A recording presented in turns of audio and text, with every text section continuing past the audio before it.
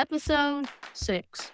Today I'm going to give you the verse of the day, which is Philippians 4:6.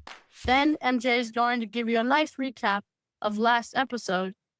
Then after the break, I'm going to give you what MJ calls it a fact today. After, MJ is going to talk about the international tension. Then we're going to end it with a media check. So right now, I'm going to give you the verse of the day, which is Philippians 4:6. Do not be anxious about anything, but in every situation, by prayer and petition, with thanksgiving, present your requests to God. I think that's a very powerful verse for what we're going to be talking about today. If you really have anything on your heart today, I just pray that you give it to God. MJ, would you like to give us a nice recap of yesterday's episode? Of course. Thank you so much, William, for that awesome opening. First, there are the major coordinated strikes on Iran by the United States and Israel. Then, the escalation continues. Israel keeps striking, and Iran retaliates.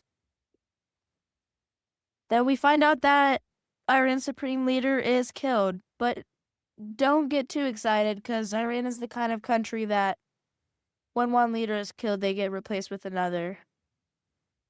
And then Iran's leadership and succession goes into complete chaos. But who didn't expect that, right? And now, last but not least, regional and global impact. There might be some people in mourning, some people celebrating, but it has definitely had an impact all over the globe. Now we're going to take a short break.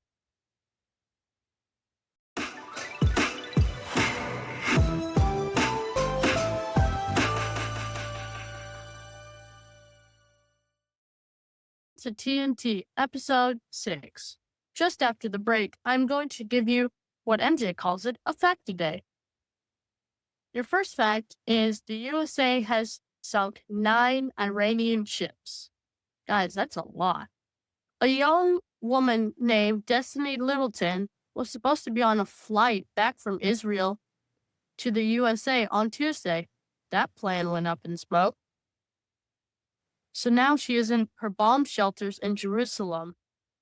Former NCAA and Team USA women's basketball player moved to Israel in November to play for Hapoel Jerusalem in the country's top women's basketball division.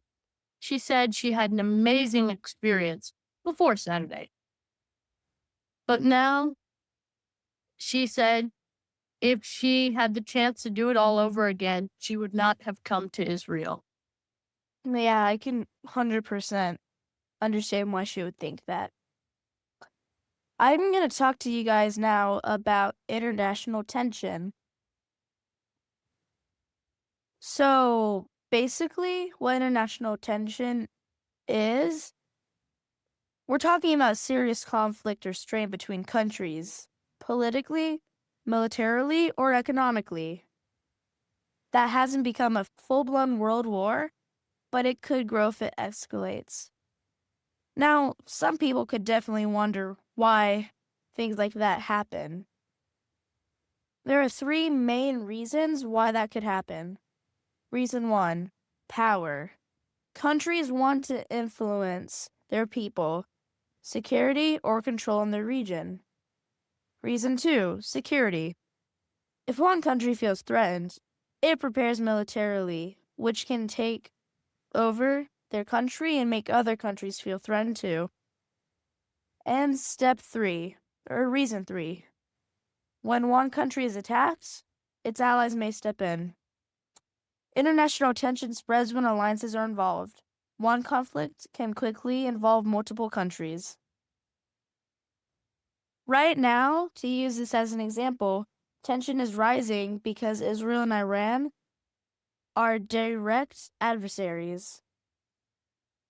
And the United States is closely allied with Israel. Meanwhile, other global powers are watching closely. When major nations get involved, the risk of broader regional instability increases. I think the big question for people our age is, how does this affect me? Well, let's see here. Oh, I don't know. Oil prices, global economy, travel restrictions, cyber attacks, and political alliances shifting. Even if fighting stays regional, international tension can affect fuel prices, markets, and global security. Thank you, MJ, for that amazing talk about the international tension. Now, I would like you to kick it off with our media check. I would love to, William. So, I think in moments like this, how we consume news matters just as much as the news itself. I would like to explain the speed problem. The speed problem is really just something that people do, but it's really not good at all. Someone can take a video or do something and post it and not even know what it's about. And half the time, it's not even real information. And one person gets it and then it immediately catches on. And then the people, when they get it, don't even really understand it and they don't have it enough. They're too lazy to like look it up and see, is this actually real? Is this real information or is this fake? And so they're just like, you did it, so I'm going to do it. That kind of Right. human instinct. And that's how really they just spread. And half the time they're not true. It's just really sad, honestly. Right, I agree. And another thing that catches people's eyes are the headlines. Headlines are basically written to grab attention, create urgency, and drive clicks. Half the time, the headlines have nothing to do with what's actually going on, or it could be not true at all. Now, I want to talk to you guys about fake videos and old footage, and most importantly, AI generated images. Just like I was just saying, fake videos and old footage, a lot of people can take old footage and they can put it into some new things and they can put like a title under it and say it's something new that just happened when really it's very fake and it's old and doesn't really matter really at all. And the fact that we're just getting so much better with AI technology every single day, it's just one of those things where you just have to be careful. You really have to be careful about what you look at. And then also fake videos, just like AI. You can take videos of things and they half the time they're not true. And finally, I'm going to teach you guys 3 simple steps on how to figure out if the news you're reading is real or not. Step 1, check the source. It could be from a biased news company, or it could be from a trusted one, whichever one you would prefer. Step 2, wait for confirmation.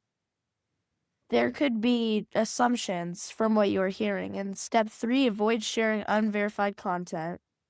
Being informed is responsible, spreading unverified claims isn't.